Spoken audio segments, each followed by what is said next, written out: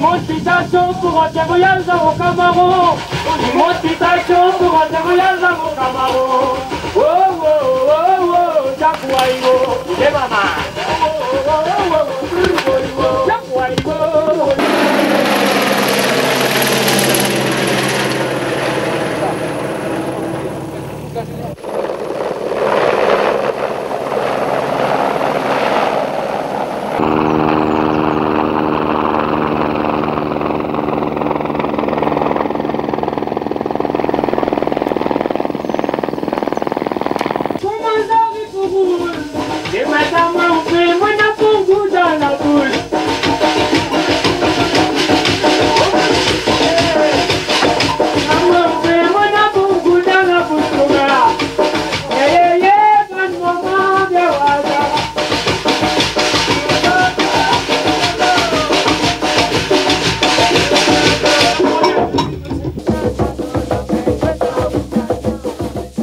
Ma fête c'est à La Réunion d'abord et ça se trouve presque au milieu de l'île un peu, ça fait partie d'un des 3 cirques.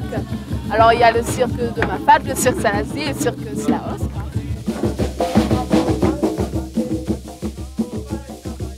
Ah, les gens qui vivent ici, bon c'est assez particulier quoi, parce qu'ils n'ont pas du tout accès à la ville quoi, à l'extérieur, donc je crois qu'ils sont un peu nourris, il y a des hélicos qui font des rotations assez souvent, qui apportent des filets de provisions, tout ça. Ils ont quand même assez de problèmes, par exemple quand il y a une femme malade ou qui atteint un bébé. Qu'est-ce que ça représente Armafat pour les gens d'ici, les gens de la Nouvelle? Ah, ça représente énormément de choses parce qu'ils attendent, par exemple pour l'année passée, je sais qu'ils étaient vachement déçus que ça se fasse pas avec le mauvais temps. Alors des fois on leur téléphonait tout ça pour en savoir un petit peu sur le temps, ils disaient il fait beau mais il y avait la pluie et tout. Je veux dire, c'est énormément de monde comme ça, à part le premier Armafat, ils n'avaient jamais vu quoi. Je veux dire, en plus c'est de la musique, on vient faire la fête, on vient faire du théâtre, de la danse, tout ça. Je pense que ça représente beaucoup pour eux quoi. L'idée d'Armafat, c'est un copain qu'on a connu il y a 3-4 ans qui s'appelle Ironie du sort Marco Polo. Il était venu me voir un jour et puis c'est comme ça qu'on a décidé de faire ce festival Armafat.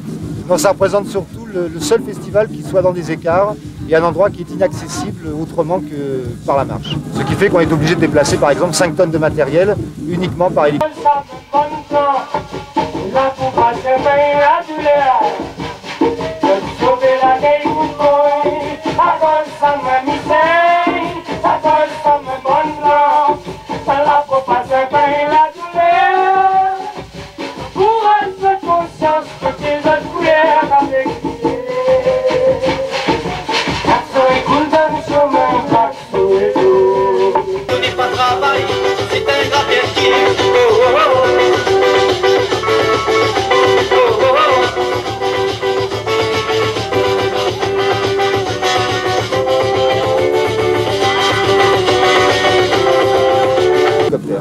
Alors pour parler des musiques réunionnaises, en fait, il faut parler non pas de la musique, mais des musiques réunionnaises, puisqu'au départ, il y a le Sega et le Maloya. À partir de cela, il y a différents métissages qui ont eu lieu entre instruments traditionnels et instruments modernes. Il y a différentes fusions entre ces divers genres. Alors aujourd'hui, on assiste à toute une profusion de nouveaux groupes de Sega, de Maloya, de musique métisse. Et ces groupes sont très différents de leurs aînés. C'est qu'ils ne racontent pas la douce vie sous les tropiques, mais ils racontent ce qui se passe vraiment aujourd'hui, c'est-à-dire la vie de chaque jour, avec le chômage, avec le bidonville, avec les jeunes qui doivent partir en France pour trouver du boulot. Et tout ça est vraiment montre que la musique réunionnaise d'aujourd'hui bouge. Un autre point qui est à souligner, c'est qu'il y a des disques, il y a des cassettes qui sortent de manière plus ou moins artisanale, qui sont seulement connues à La Réunion jusqu'à présent. Alors là aussi, il y a peut-être toute une stratégie, il y a tout un effort à faire pour faire connaître ces musiques réunionnaises. Armafaté. Alors, il y a beaucoup de vent. Alors, on pourra pas fermer les rideaux. Alors, on va dire rideau. À ce moment-là, vous fermez les yeux. Ouais, ok. D'accord? Ok. Pour le reste, Pour le reste, on va se débrouiller. Hein? Alors, pour le... On va peut-être pas, parce que le vent est contraire. Alors, on va être obligé de pousser un petit peu la voix. Si vous ne comprenez pas tout, bah, vous imaginez pareil. Alors, les changements, pareil. Les changements de décor, on va les faire devant vous. Alors bon, vous pouvez regarder ça, c'est intéressant aussi.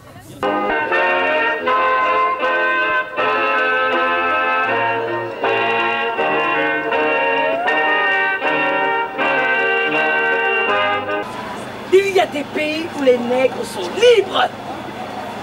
Comme ils sont heureux. Et comme nous sommes à plaindre. Comme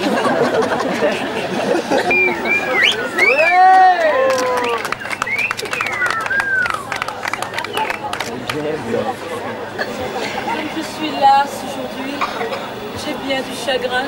Zamor et Mirza sont bien à plaindre. Tu les aimais, n'est-ce pas? Mon époux est sorti pour cette malheureuse affaire. Il fait le tour des habitations. Depuis cette catastrophe, la révolte règne dans l'esprit de nos esclaves.